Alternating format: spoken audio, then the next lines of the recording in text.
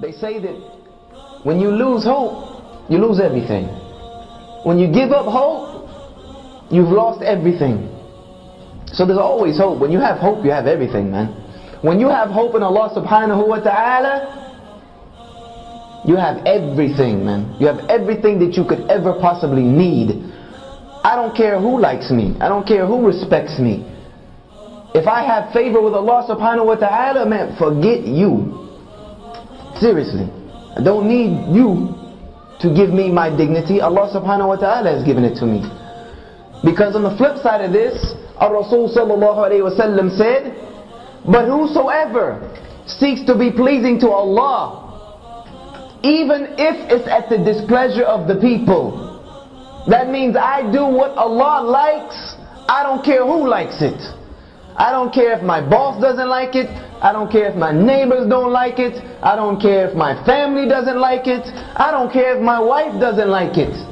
I don't care if my parents don't like it. I don't care who doesn't like it.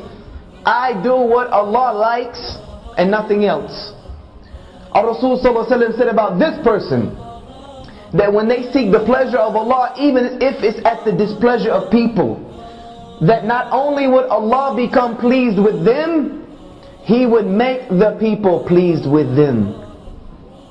He would make and force the people to be pleased with them. And this is the promise of Ar-Rasul sallallahu alayhi wasallam. And we know Ar-Rasul sallallahu alayhi wasallam spoke nothing but the truth.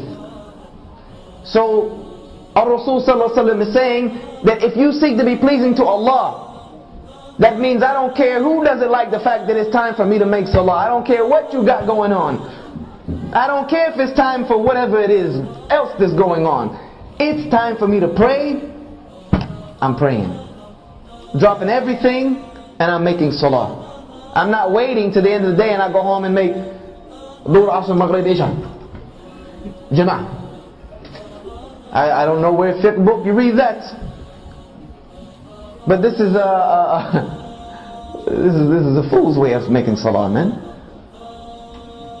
Allah has said in the Quran that He has prescribed salah at fixed times. Not with the exception, unless you're working. Unless you're going to school. I don't know if that tafsir or that explanation is out there, but inshallah I don't know everything. I don't care what my boss thinks. I don't care if I go to this job interview wearing this hijab. Yeah, maybe they don't hire me. But if they don't hire me because I'm wearing a hijab, I don't need that job anyway. That's a job I don't need anyway. Because if they don't want me to wear a hijab, they certainly not going to let me pray. They certainly not going to let me go to Jummah. They certainly not going to let me do anything that resembles the action of a Muslim. So why would I even waste my time? That to me I would wear it everywhere, every job interview I went, just to see if this is a job I want to take or not. If you hire me with this, then maybe we might be able to work with something. Or you don't want to hire me because I have a lihya. Or I'm telling you that on Fridays I have to go to Jummah. They're like, oh wait a minute, Friday is Jummah. Come on man, this is the middle of the day, you can't just leave work. Be like, look here man, I'll work morning time, I'll work night time, I'll work overtime, I'll work weekend time, I'll work Christmas, Thanksgiving, New Year's, I'll work any other time, but Friday at noon is Allah's time. See ya.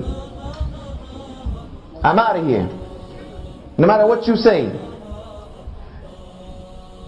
When we begin to think like this, Allah subhanahu wa ta'ala will begin to change your life, and He will begin to change our condition. And I'm not telling you this just from reading in some books. I'm telling you this because I have put it to the test over and over and over again.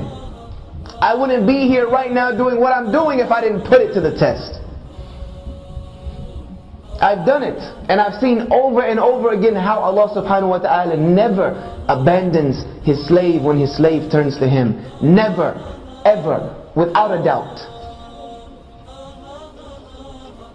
There was one point just to give you a little personal experience. I don't like to put my personal stories in, but just to let you know, it works. And I've tried it many times. I had a job when I first moved to Florida. I was a new Muslim. Had left South Carolina and was trying to gain knowledge of my deen. And the only job I could take was a crazy construction job in Florida in the summertime. 90 degrees outside, man.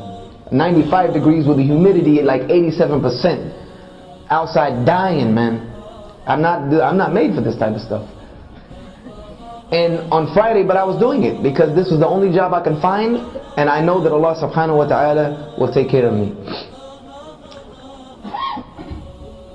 I went on Friday and told my boss, look, I gotta go to Jummah. I gotta go. I'm gonna take a long lunch today, but I'll stay late. He was like, no, man, there's no leaving. You don't leave this work site. I'm like, look, this is my religious obligation. I have to go to Jummah on Friday.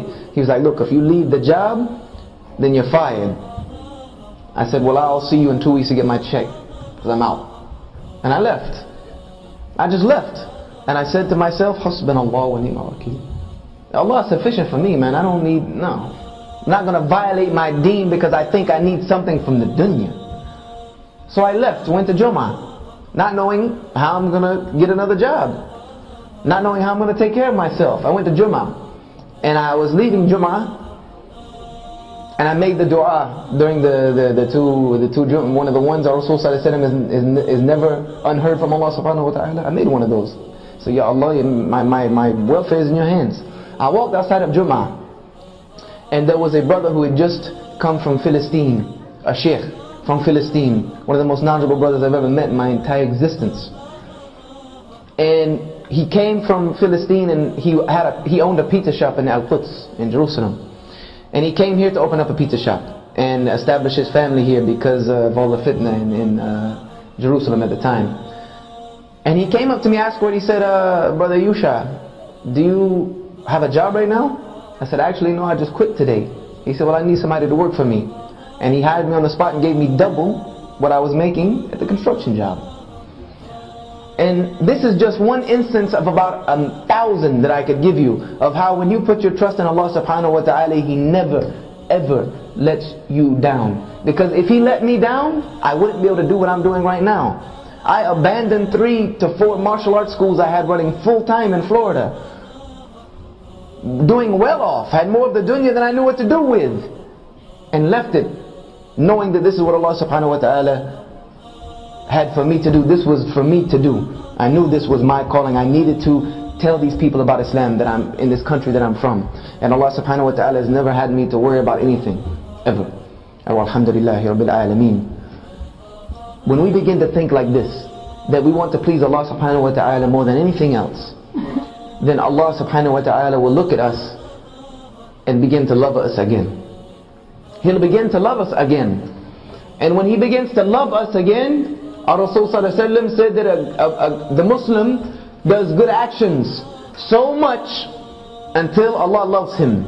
And then when Allah loves him, He will tell the angels nearest to him, I love so and so, so you love them. And those angels will communicate that down to all of creation until the entire creation begins to love this person. This was what our Rasul ﷺ had. This is what the Sahaba had, and this is why the whole world was given to them. Because the creation loved them. Because even the non-Muslims, whose countries they conquered, loved them so much that when they decided to leave and try to hand the governorship back over to the people would beg them to stay and adopt the deen of their conquerors in mass, until the entire world was willingly under La ilaha illallah Muhammad Rasulullah. Because these Muslims put their priorities in place. Allah came first, everything else came second.